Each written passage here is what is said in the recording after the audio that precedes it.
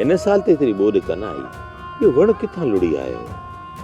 बाबा 3 साल जेका बोड आई बड़ी खौफनाक बोड ही। ॾिठो त दरिया ॻोठनि जा ॻोठ ॻी वियो, वण पाड़ाउनि किरी विया। अलाए को हिकिड़ो अहिड़ो वण वञी हिन कुंभ में पातो। सरकार मालिक जे दड़ तां जॾहिं माण्हू जो चूनो पाणी ख़तम थो थिए बाबा त उनजो रूह पखी जीअं परवाज़ करे आसमाननि जा उॾामी थो वञे, उनजे मन खे शांती थी मिले। हा सरकार मौत खे त बहानो घुरिजे, न त हिन छोकिरे सां गॾु ॿिया बि त काफ़ी हुया जंहिंजी ज़िंदगी पूरी मालिक उनखे घुराए वरितो। राम राम ईश्वर। अदा आसूदामल तू सही तो चवे, जवान औलाद जो विछोड़ो आहे न ही मां जे लाइ मौत हूंदो आहे।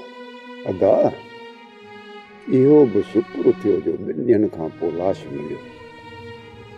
भला उन मां इहो थियो जो मिटनि माइटनि खे राजावरनि खे हुनजो मौत नसीब थियो, न त साईं दरिया जे पेट में पियल लाश थोरी लभंदा। कबूले खे मां क़बर लाइ मोकिलियो आहे। बाक़ी तव्हां बि पंहिंजे हिसे जा कम संभालियो।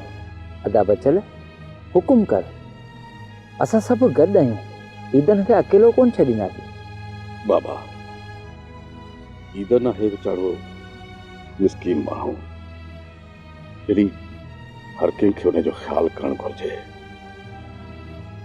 बाबा बुल फिर तूं उथ, तोखे कमु ॿुधायां थो। हुकुम अदा हुकुम। शहर वञ, कफन अगरबत्तियूं इहो जेको बि सामान आहे इहो वठी अचु। ऐं हा 2 छोकिरा मोकिल त मुला खे वठी अचनि ऐं क़बर खोटाइण लाइ बि माण्हू मोकिलियो। हाज़ुर अदा। गुरल बाबा तख्ता ऐं कचूं सिरूं बि खणाई वञा।